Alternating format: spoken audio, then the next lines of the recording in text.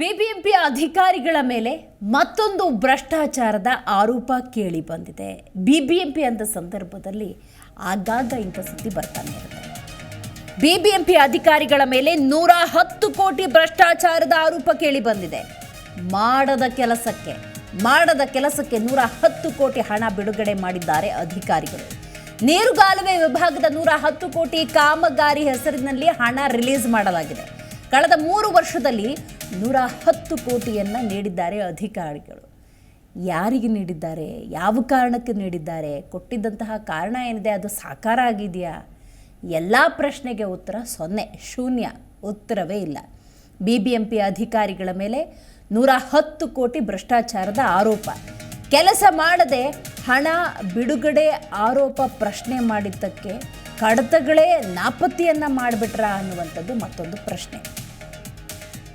ನೋಡಿ, 110 ಕೋಟಿ ಹಣ ಬಿಡುಗಡೆ ಮಾಡಿ ಸದ್ಯ ಈಗ ಕಡತ ಕೂಡ ನಾಪತ್ತೆ ಅನ್ನುವಂತಹ ಬೆಳವಣಿಗೆಗಳು. DCM DK ಶಿವಕುಮಾರ್ಗೆ ಇದೀಗ ದೂರುದಾರರು ಪತ್ರವನ್ನು ಬರೆದಿದ್ದಾರೆ. ನೀರುಗಾಲುವೆ ಅಧಿಕಾರಿಗಳ ವಿರುದ್ಧ ಸೂಕ್ತ ಕ್ರಮಕ್ಕೆ ದೂರುದಾರರು ಒತ್ತಾಯವನ್ನು ಮಾಡಿದ್ದಾರೆ.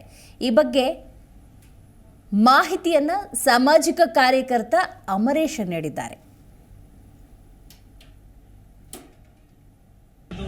ಮಾಹಿತಿನ ಕಾಮಗಾರಿಗೆ ಮೇಂಟೆನೆನ್ಸ್ ಮಾಡಿರ್ತಕ್ಕಂಥ ದಾಖಲೆಗಳು ಇರ್ತಕ್ಕಂಥ ಕಡತ ನಾಪತ್ತೆ ಆಗಿದೆ ಅಂತೇಳಿ ಇದು ನಮ್ಮ ಮಾಹಿತಿ ಆಯೋಗಕ್ಕೆ ಕೊಟ್ಟಿದ್ದಾರೆ. ಸ್ವತಃ ಅಲ್ಲಿನ ಎಕ್ಸಿಕ್ಯೂಟಿವ್ ಇಂಜಿನಿಯರ್ ಜ್ಯೋತಿ ಅವರು ಬಂದು ಹೇಳಿದ್ದಾರೆ ಫೈಲ್ ಇಲ್ಲ ಅಂತ. ಫೈಲ್ ಯಾಕಿರೋದಿಲ್ಲ? ಸಾಮಾನ್ಯವಾಗಿ ಇವರು ಪ್ರಾಮಾಣಿಕವಾಗಿದ್ದರೆ ಅವರು ಫೈಲು ಇಟ್ಕೊಳ್ತಾರೆ. ಇವರು ಬೋಗಸ್ ಮಾಡಿರೋದ್ರಿಂದನೇ ಫೈಲ್ ಇಲ್ಲ, ಫೈಲ್ ನಾಪತ್ತೆ ಆಗಿದೆ. ಒಂದಲ್ಲ ಎರಡಲ್ಲ 110 ಕೋಟಿ ರೂಪಾಯಿದು ಫೈಲು ನಾಪತ್ತೆ ಆಗುತ್ತೆ ಅಂದರೆ ಇವ್ರಿಗೇನು ಆಡಳಿತದ ಏನು ನಡೀತದೆ? ಈಗ ಒಂದು ಮಾತು ನಾನು ನಿಮ್ಮ ಮೀಡಿಯಾ ಮುಖಾಂತರ ಕೇಳ್ತೀನಿ ಅಧಿಕಾರಿಗಳಿಗೆ, ನಿಮ್ಮ ಹೆಸರು ಕಳೆದೋಗ್ಬಿಟ್ರೆ ಸುಮ್ಮನೆ ಇರ್ತೀರಾ? ನಿಮ್ಮ ಸರ್ವಿಸ್ ರಿಜಿಸ್ಟರ್ ಕಳೆದೋಗ್ಬಿಟ್ರೆ ಸುಮ್ಮನೆ ಇರ್ತೀರಾ? ಅದನ್ನೆಷ್ಟು ಜೋಪಾನವಾಗಿ ಇಟ್ಕೊಂಡಿರ್ತೀರಾ? ಅದನ್ನು ನೀವು ರಿಟೈರ್ಡ್ ಆಗಿ ಸಾಯೋವರೆಗೂ ಅದು ಪೆನ್ಷನ್ ಬರುತ್ತೆ ಅಂತ ಅದನ್ನು ಕಾಪಾಡ್ಕೊಂಬರ್ತೀರಾ. ಅದೇ ರೀತಿ ಸಾರ್ವಜನಿಕರ ತೆರಿಗೆ ಹಣ 106 ಕೋಟಿ ರೂಪಾಯಿದು ಬಳಕೆ ಆದಂಥ ತೆರಿಗೆ ಹಣದ್ದು ಫೈಲ್ ಇಲ್ಲ ಅಂತಂದರೆ ನಾಚಿಕೆ ಆಗಬೇಕು. ಈ ಆಡಳಿತ ಮೊದಲನೇದಾಗಿ ಕಮಿಷನರ್ ಅವರು ಸ್ಟ್ರಿಕ್ಟ್ ಇಲ್ಲ. ಕಮಿಷನರ್ ಅವರು ಇದೊಂಥರ ಹಲ್ಕಿತ್ಬಿಟ್ಟಾಗಿದೆ ಹಾವು, ಏನಕ್ಕೂ ಪ್ರಯೋಜನ ಇಲ್ಲ. ಏನೇ ಕೇಳಿದ್ರು ಉಡಾಫೆ ಉತ್ತರಗಳು ಕೊಡ್ತಕ್ಕಂಥ ಕೆಲಸಗಳು ಮಾಡ್ಕೊಂಡು ಬರ್ತಾ ಇದ್ದಾರೆ. ಅದು ಮಾಹಿತಿನ ಕಾಮಗಾರಿ ಮಾಹಿತಿ ನೀಡ್ತಾರೆ ನಮ್ಮ ಪ್ರತಿನಿಧಿ ಮಂಜುನಾಥ್. ಮಂಜು, ಬಿಬಿಎಂಪಿ ಮೇಲೆ ಮತ್ತೊಂದು ಭ್ರಷ್ಟಾಚಾರದ ಗಂಭೀರ ಆರೋಪ ಕೇಳಿ ಬಂದಿದೆ. ಏನಿದು ಪ್ರಕರಣ ಮಂಜು? ದಿವ್ಯಾ, ಖಂಡಿತವಾಗೂ ಬಿಬಿಎಂಪಿ ಅಂತಂದ್ರೆ ಬೆಂಗಳೂರಿನಲ್ಲಿ ಅತಿ ಹೆಚ್ಚಾಗಿ ತೆರಿಗೆ ಸಂಗ್ರಹಿಸುವಂತ ಒಂದು ಇಲಾಖೆ, ಜೊತೆಗೆ ಸರ್ಕಾರದ ಬೊಕ್ಕಸವನ್ನು ತುಂಬಿಸುವಂತ ಒಂದು ದೊಡ್ಡ ಮಟ್ಟದ ಒಂದು ಸಂಸ್ಥೆ ಅಂದ್ರೆ ತಪ್ಪಾಗ್ಲಿಕ್ಕಿಲ್ಲ. ಇದೇ ಒಂದು ಬಿಬಿಎಂಪಿ ಅಧಿಕಾರಿಗಳು ನೀರುಗಾಲುವೆ ವಿಭಾಗ ಎನ್ನುವಂಥದ್ದೇನಿದೆಯೋ ಆ ನೀರುಗಾಲುವೆ ವಿಭಾಗದಲ್ಲಿ ಇರುವಂತಹ ಅಧಿಕಾರಿಗಳು ಕಳೆದ 3 ವರ್ಷಗಳಿಂದ ವಿವಿಧ ಕಾಮಗಾರಿಗಳ ಹೆಸರಲ್ಲಿ ಬರೋಬ್ಬರಿ 110 ಕೋಟಿ ಹಣವನ್ನ ಬಿಡುಗಡೆ ಮಾಡಿರ್ತಾರೆ. ಅಂದ್ರೆ ಯೋಗ ಎಂಬ ಕಂಪನಿಗೆ ಬಿಲ್ಗಳ ರೂಪದಲ್ಲಿ ಪಾವತಿ ಮಾಡಿರುವಂತಹ ಕೆಲಸ ಕೂಡ ಈ ಅಧಿಕಾರಿಗಳಿಂದ ಮಾಡಿರುವಂತದ್ದು. ಆದ್ರೆ ಯಾವುದೇ ಕಾಮಗಾರಿ ನಡೆಸದೆ ಹಣವನ್ನ ಬಿಡುಗಡೆ ಮಾಡಿದ್ದಾರೆ ಎನ್ನುವಂತ ನಿಟ್ಟಿನಲ್ಲಿ ಕೂಡ ಆರೋಪ ಕೇಳಿ ಬರ್ತಾ ಇದೆ. ಇದು ಕಾನೂನು ಬಾಹಿರವಾಗಿ ಪಾವತಿ ಆಗಿದೆ ಎಂದು ಸಾಮಾಜಿಕ ಕಾರ್ಯಕರ್ತರೊಬ್ಬರು ಸಲ್ಲಿಸಿದ ಅರ್ಜಿಯಲ್ಲೂ ಕೂಡ ಉತ್ತರವನ್ನ ಕೊಡುವಂತ ಕೆಲಸ ಆಗಿದೆ.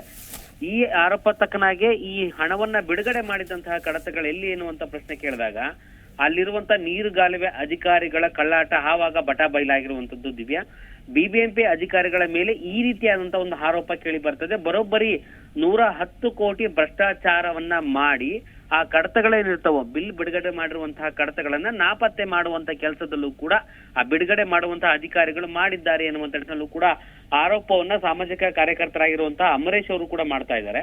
ಈ ಆರೋಪ ತಕ್ಕನಾಗೆ ಮಾಹಿತಿಯನ್ನ ಸಂಬಂಧಪಟ್ಟ ಅಧಿಕಾರಿಗಳನ್ನ ಕೇಳಿದ್ರೆ ಇಲ್ಲ ನಮ್ಗೆ ಗೊತ್ತಿಲ್ಲ, ಅದು ಕಂಪ್ಲೇಂಟ್ ಕೊಡುವಂತ ಕೆಲಸ ಮಾಡ್ತೇವೆ ಎನ್ನುವಂತ ನಿಟ್ಟಿನಲ್ಲಿ ಕಡತವನ್ನ ಮಿಸ್ ಆದ ಬಳಿಕ ಒಬ್ಬ ಸಮಾಜ ಕಾರ್ಯಕರ್ತರು ಪ್ರಶ್ನೆ ಮಾಡಿದ ಬಳಿಕ ನಾವು ಕಂಪ್ಲೇಂಟ್ ಅನ್ನ ಕೊಡ್ತೇವೆ ಎನ್ನುವಂತ ನಿಟ್ಟಿನಲ್ಲಿ ಒಂದು ಅಂದ್ರೆ ನಮ್ಮದು ಅಲ್ವೇ ಅಲ್ಲ ಎನ್ನುವಂತ ನಿಟ್ಟಿನಲ್ಲಿ ಉತ್ತರ ಕೊಡುವಂತ ಕೆಲಸ ಮಾಡ್ತಾರೆ. ಮತ್ತೊಂದು ವಿಚಾರ ಇಲ್ಲಿ ತಮ್ಮ ಗಮನಕ್ಕೆ ತೆಗೆದುಕೊಳ್ಬೇಕಾಗುತ್ತೆ ದಿವ್ಯಾ, ಯಾವುದೇ ಒಂದು ವಿಚಾರವಾಗಿ ಸರ್ಕಾರದ ಕೆಲಸದಲ್ಲಿರುವಂತಹ ಅಧಿಕಾರಿಗಳು ಅವರು ನಿರ್ವಹಿಸುವಂತ ಯಾವುದೇ ಒಂದು ರೀತಿಯಂತ ಕಡತಗಳು ಏನಾದ್ರೂ ಮಿಸ್ಸಿಂಗ್ ಏನಾದ್ರೂ ಆದ್ರೆ ಅಥವಾ ನಾಪತ್ತೆ ಏನಾದ್ರೂ ಆದ್ರೆ ಆಗ್ಲೇ ಎಚ್ಚೆತ್ತುಕೊಂಡು ಸಂಬಂಧಪಟ್ಟ ಹಿರಿಯ ಅಧಿಕಾರಿಗಳಿಗೆ ಮಾಹಿತಿಯನ್ನ ಕೊಡ್ಬೇಕಾಗತ್ತೆ.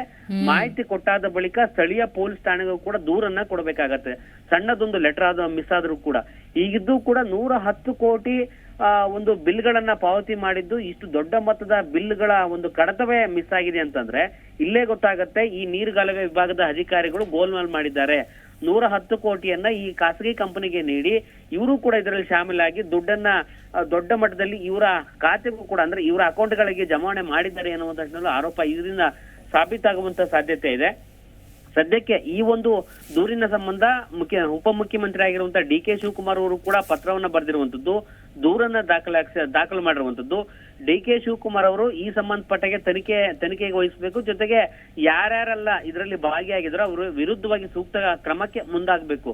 ಇಲ್ಲದೇ ಇದ್ದ ಪಕ್ಷದಲ್ಲಿ ನಾನು ಲೋಕಾಯುಕ್ತಕ್ಕೂ ಕೂಡ ದೂರು ದಾಖಲ ಮಾಡ್ತೇನೆ ಅನ್ನುವಂತ ನಿಟ್ಟಿನಲ್ಲಿ ಅಧಿಕಾರಿಗಳಿಗೆ ಸೇರಿದಂತೆ ಡಿ ಕೆ ಶಿವಕುಮಾರ್ ಅವರಿಗೆ ಬರೆದಿರುವಂತ ಲೆಟರ್ ನಲ್ಲೂ ಕೂಡ ಈ ರೀತಿ ಅಂತ ಮೆನ್ಷನ್ ಮಾಡುವ ಮೂಲಕವಾಗಿ ಎಚ್ಚರಿಕೆಯನ್ನ ಕೊಟ್ಟಿರುವಂತದ್ದು. ದಿವ್ಯಾ, ಕಡತ ನಾಪತ್ತೆಯಾಗಿದೆಯಾ, ನಾಶ ಮಾಡಿದ್ದಾರಾ ಅನ್ನುವಂತಹ ಅನುಮಾನ ಉದ್ಭವವಾಗುತ್ತೆ.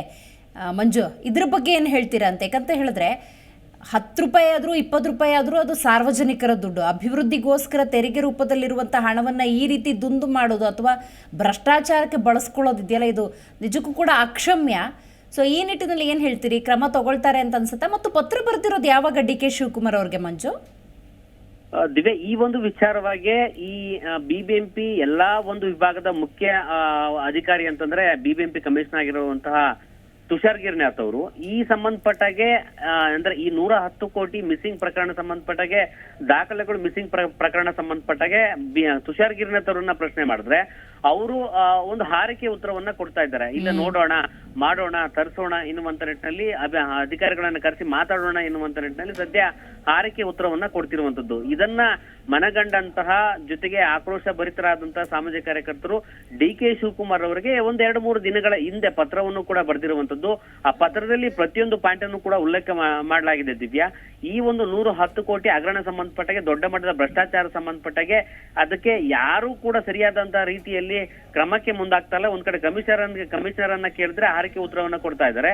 ಮೂಲ ಇದಕ್ಕೆ ಇವರಿಗೆ ಅಧಿಕಾರಿಗಳ ವಿರುದ್ಧ ಸೂಕ್ತ ಕ್ರಮ ತೆಗೆದುಕೊಳ್ಳಿಕ್ಕೆ ಮುಂದಾಗಬೇಕು ಅಂತಂದ್ರೆ ನಗರಾಭಿವೃದ್ಧಿ ಸಚಿವರು ಕೂಡ ಆಗಿರುವಂತದ್ದು ಡಿ ಕೆ ಶಿವಕುಮಾರ್ ಅವರು, ಅವರ ಮೂಲಕವಾಗಿ ಅವರಿಗೆ ಬುದ್ಧಿ ಕಲಿಸುವಂತಹ ಒಂದು ಕೆಲಸ ಆಗ್ಬೇಕು ಎನ್ನುವಂತ ಅವರಿಗೆ ಡಿ ಕೆ ಶಿವಕುಮಾರ್ ಅವರಿಗೆ ಪತ್ರವನ್ನ ಬರೆದಿರುವಂತದ್ದು. ಜೊತೆಗೆ ಕಡತ ಒಂದು ಮಿಸ್ಸಿಂಗ್ ಏನಾದ್ರು ಆದ್ರೆ, ನಾನು ಆಗ್ಲೇ ಹೇಳಿದಾಗೆ ಒಂದು ಸಣ್ಣದೊಂದು ಲೆಟರ್ ಕೂಡ ಮಿಸ್ಸಿಂಗ್ ಆದ್ರೆ ಅದು ಸಾರ್ವಜನಿಕರ ಆಸ್ತಿ ಆಗಿರುತ್ತೆ. ಬಿಲ್ಲಿಂಗ್ಗಳ ರೂಪದಲ್ಲಿರುವಂತದ್ದು ಯಾವುದೇ ಆಗ್ಲಿ ಸಾರ್ವಜನಿಕರು ತೆರಿಗೆ ಕಟ್ಟಿರುವಂತಹ ದುಡ್ಡನ್ನ ಸರ್ಕಾರಿ ಕೆಲಸಗಳಿಗೆ ಸೂಕ್ತ ರೀತಿಯಲ್ಲಿ ಬಳಸ್ಕೊಳ್ಬೇಕಾಗತ್ತೆ. ಆದ್ರೆ ಇವರು ಕಾಮಗಾರಿ ಹೆಸರಲ್ಲಿ ಕಾಮಗಾರಿನೇ ನಡೆಸಿಲ್ಲ. ಆಗಿದ್ದು ಕೂಡ 110 ಕೋಟಿ ಹಗರಣ ಎನ್ನುವಂಥದ್ದು ಏನಿದೆಯೋ ಅದು ಸೂಕ್ತ ರೀತಿಯಲ್ಲಿ ದಾಖಲೆಗಳನ್ನ ಸಲ್ಲಿಸಿ ಅಂದ್ರೆ ಆ ದಾಖಲೆಗಳು ಮಿಸ್ಸಿಂಗ್ ಆಗಿದಾವೆ ಎನ್ನುವಂತ ಹಾರಿಕೆ ಉತ್ತರವನ್ನ ಈ ನೀರುಗಾಲುವೆ ಅಧಿಕಾರಿಗಳು ಉತ್ತರವನ್ನ ಕೊಡ್ತಿರುವಂತದ್ದು. ಹೀಗಾಗಿ ಇದರಲ್ಲೇ ಸಾಬೀತಾಗ್ತಾ ಇದೆ ಇವರು ದೊಡ್ಡ ಮಟ್ಟದ ಭ್ರಷ್ಟಾಚಾರವನ್ನ ಮಾಡಿದ್ದಾರೆ.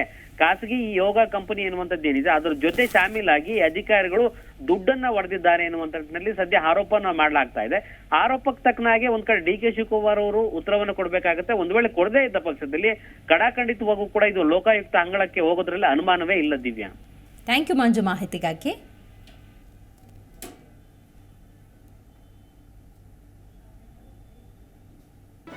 ಜಿ ಕನ್ನಡ ನ್ಯೂಸ್ ಈಗ ನಿಮ್ಮ ಮನೆಯಲ್ಲೇ ನೋಡಿ. ಎಲ್ಲ ಕೇಬಲ್ಗಳಲ್ಲಿ ಈಗ ಲಭ್ಯ. Sun Direct 292, Jio TV 1334, U digital 162, City cable 51, GTPL 17, Abhishek cables 821, Rock Line telecommunication 51, Shri Basaveshwara number 60, Vinayaka digital number 53, In digital number 896ರಲ್ಲಿ. ನಿಮ್ಮಿಸ್ತದ ಜಿ ಕನ್ನಡ ನ್ಯೂಸ್ ನೋಡಿ ಆನಂದಿಸಿ.